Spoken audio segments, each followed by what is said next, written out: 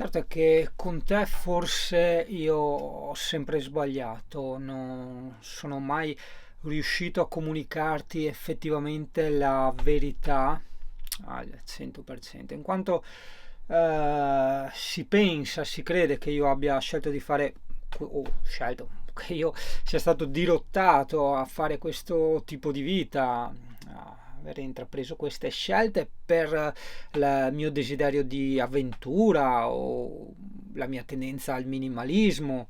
In realtà, no, in realtà probabilmente non ci ho mai riflettuto con me stesso, quindi effettivamente non sono mai stato fino in fondo sincero neanche con me stesso, perché in realtà effettivamente senza girarci tanto attorno io non sopporto la gente. Continuo a incrociare il mio cammino con persone false, che è la cosa proprio che non sopporto proprio in assoluto, veramente non hai idea. Persone egoiste, persone avide, persone piene di rabbia e io il buon Freud, nel saggio I disagi della civiltà, raccontava che ci portiamo dentro dai tempi più ancestrali delle memorie, no? Delle memorie genetiche che fanno sì che noi desideriamo la morte degli altri ogni qualvolta ci mettono i bastoni in mezzo alle ruote, no?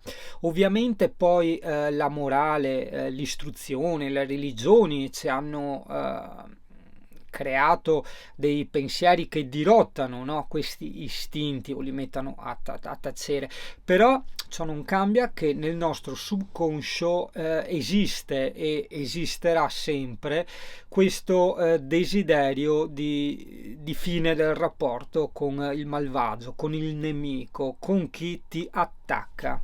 So che può sembrare psicopatico, però guarda, è facendo questi discorsi che riesco a capire quando altre persone in passato hanno provato a spiegare questa cosa, perché anche il nostro buon Tiziano Terzani un giorno disse: io sono stato assassino, sono stato pedofilo, sono stato truffatore, però non mi sono mai macchiato di questi peccati. Questo perché?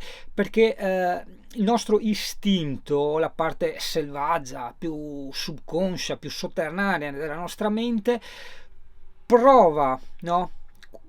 Questi impulsi perché gli arrivano, possiede queste informazioni. Poi, come ti ho già detto, la parte razionale, che è stata questo muro costruito da culture, insegnamenti, religioni e via discorrendo, impedisce che questi istinti prendano forma. Quindi impediscono che Singano vada a uccidere tantissime persone. Però effettivamente magari sì, la mia parte razionale dice no, non vorrei la morte di nessun altro, ma sono costretto a dar ragione a Freud, ragazzi, sono costretto a dar ragione a Freud. Desidero la fine dei rapporti con tante persone, no? È un po' come quando ti dicevo che il trucco per far combattere gli animali è metterli in uno spazio ristretto, no? Per quello è importante, no? Beh, quando riprendevo un attimo i discorsi delle convivenze piuttosto che dei lavori in ufficio, no? Dove sei obbligato a stare in spazi ristretti, quindi sei obbligato a interagire con persone che ti stanno nel cazzo. È lì che effettivamente desideri la morte, ossia desideri la fine di questo rapporto con le altre persone, ma contemporaneamente se sei obbligato a stare all'interno di quel territorio, all'interno di quel branco, o comunque sei obbligato a un confronto, a uno scontro, allora desideri la morte, desideri la fine. Inconsciamente desideri la morte, razionalmente desideri la fine.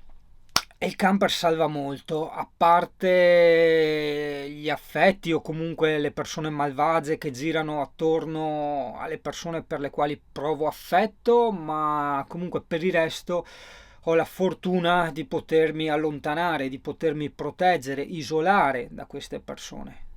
è un po' anche il succo delle guerre ai tempi, no, delle antiche conquiste.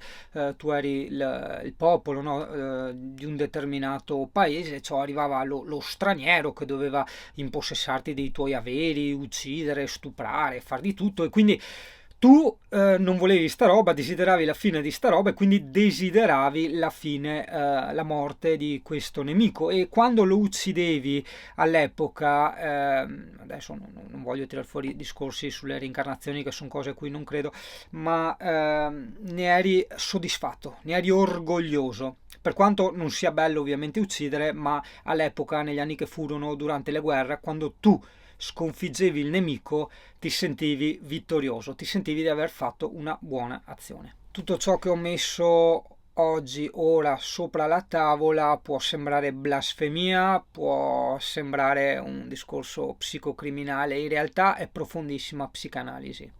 Permettermi di stringerla, in realtà è la realtà. E quindi il ragazzo qua, il Singano, adora questa vita, non tanto perché non ha tutte le bollette da pagare, i pensieri, i mutui, i finanziamenti, non tanto perché può trovarsi lavoro dove vuole, non tanto per le comodità, non tanto per l'avventura, ma per il fatto di poter stare lontano da tutta la feccia di gente che c'è in questo pianeta.